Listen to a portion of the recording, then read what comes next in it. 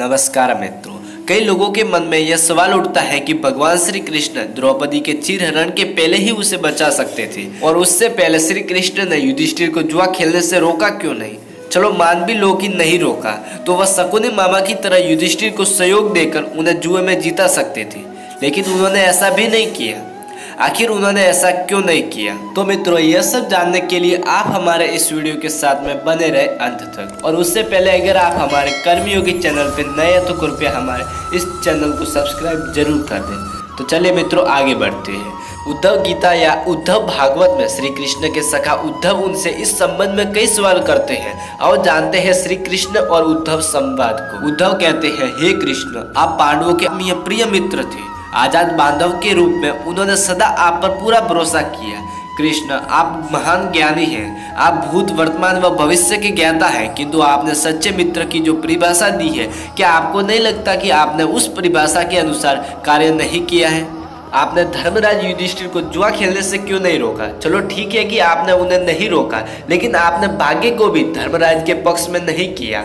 आप चाहते तो युधिष्ठिर को जीता सकते थे। आप कम से कम उन्हें धन, राज्य और यहाँ तक कि खुद को हारने के बाद तो रोक सकते थे। लेकिन उसके बाद जब उन्होंने अपने भाइयों को दांव पर लगाना शुरू किया, तब तो आप सभा कक्ष में पहुंच सकते थे। आपने वह भी नहीं किया। और उसके बाद जब दुर्योधन ने पांडवों को सदैव अच्छी किस्मत वाला बताते हुए द्रौपदी को दांव पर लगाने को प्रेरित किया और जीतने पर हारा हुआ सब कुछ वापस देने का लालच दिया, कम से कम तब तो आप हस्तक्षेप कर ही सकते थे। अपनी दिव्य शक्ति के द्वारा आप पास धर्मराज के अनुकूल कर सकते थे। इसके स्थान पर आपने तब भी हस्तक्षेप नहीं किया। जब द्रौपदी लगभग अपना मान खो रही थी, तब आपने उसे वस्त्र देकर द्रौपदी के मान को बचाने का दावा किया। लेकिन आप यह दावा भी कैसे कर सकते हैं? उसे एक आदमी घसीट कर सभा में लाता है और इतने सारे लोगों के सामने निर्वस्त्र करने के लिए छोड़ देता है। एक महिला का मान क्या बचा? आपने क्या बचाया? अगर आपने संकट के समय में अपनों की सहायता नहीं की तो आपको आपात बांधव कैसे कहा जा सकता है? बताइए। अपने संकट के समय में सहायता नहीं की तो क्या फायदा? क्या यही धर्म है? इन प्रश्नों को पूछते पूछते उद्धव का गला रुंध गया और उनकी आंखों से आंसू बहने लगे। तब भगवान श्री कृष्ण मुस्कुराते हुए बोले, प्रिय उद्धव, यह सृष्टि का नियम है, विवेकवान ही जीतता है। उस समय दुर्योधन के पास विवेक था और धर्मराज के पास नहीं। यही कारण रहा कि धर्मराज पराजित हुए। उद्धव को हैरान परेशान देखकर कृष्ण जी आगे बोले, दुर्योधन के पास जुआ खेलने के लिए पैसा और धन तो था, लेकिन उसे पासों का खेल खेलना नहीं आता था, इसलिए उसने अपने मामा शकुनी का द्रुत क्रीड़ा के लिए उपयोग किया।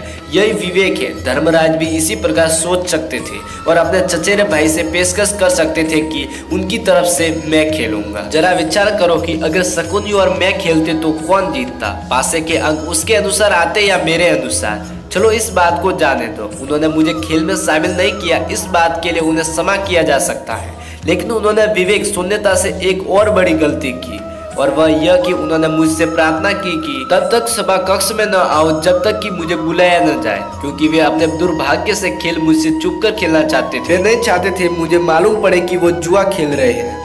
इस प्रकार उन्होंने मुझे अपनी प्रार्थना में बांध दिया। मुझे सभा कक्ष में आने की अनुमति नहीं दी। इसके बाद भी मैं कक्ष के बाहर इंतजार कर रहा था कि कब कोई मुझे बुलाता है। भीम, अर्जुन, नकुल और सहदेव सब मुझे भूल गए, बस अपने भाग्य और दुर्योधन को कोसते रहे। अपने भाई के आदेश पर जब दुशासन द्रौपदी को बाल पकड़कर घसीटता हुआ सभा कक्ष में लाया और द्रौपदी अपनी सामर्थ्य के अनुसार जूझती रही, तब भी उसने मुझे नहीं पुकारा। उसकी बुद्धि तब जागृत हुई जब दुशासन ने उसे निर्वस्त्र करना प्रारंभ किया। जब उसने स्वयं पर निर्भरता छोड़कर हरि हरि अभ्यम कृष्ण अभ्यम की गुहार लगाई, तब मुझे उसके मान की रक्षा का अवसर मिला। जैसे ही मुझे पुकारा गया, मैं अविलंब वहां पहुंच गया। अब इस स्थिति में मेरी गलती बताओ। उद्धव बोले, कान्हा, आपका स्पष्टीकरण प्रभावशाली अवश्य है, किंतु मुझे पूर्ण संतुष्टि नहीं मिली है। क्या मैं एक और प्रश्न पूछ सकता हूँ? कृष्ण की अनुमति से उद्धव ने पूछा। इसका अर्थ यह हुआ कि आप तभी आओगे जब आपको बुलाया जाएगा। क्या संकट से घिरे अपने भक्त की मदद करने आप स्वयं नहीं आओगे? कृष्ण जी मुस्कुराए। उद्धव, इस सृष्टि में हरेक का जीवन उसके स्वयं के कर्म फल के आधार पर संचालित होता है। न तो मैं इसे चलाता हूँ और न ही इसमें कोई हस्तक्षेप करता हूँ। मैं केवल एक साक्षी हूँ। मैं सदैव तुम्हारे नजदीक रहकर जो हो रहा है उसे देखता हूँ। यही ईश्वर का धर्म। मुलाना देते हुए उद्धव ने पूछा, वाह वाह, बहुत अच्छा कृष्ण। तो इसका अर्थ यह हुआ कि आप हमारे समीप खड़े रहकर हमारे सभी दुष्कर्मों का निरीक्षण करते रहेंगे। हम पाप पर पाप करते रहेंगे और आप हमें साक्षी बनकर देखते रहेंगे। आप क्या चाहते हैं कि हम भूल करते रहे, पाप की गठरी बांधते रहे और उसका फल भुगतते रहे? तब कृष्ण जी बोले, उद्धव, तुम शब्दों के गहरे अर्थ को समझो। जब तुम समझकर अनुभव कर लोगे कि मैं तुम्हारे समीप साक्षी के रूप में हर पल हूँ, तो क्या तुम कुछ भी गलत या बुरा कर सकोगे? तुम निश्चित रूप से कुछ भी बुरा नहीं कर सकोगे।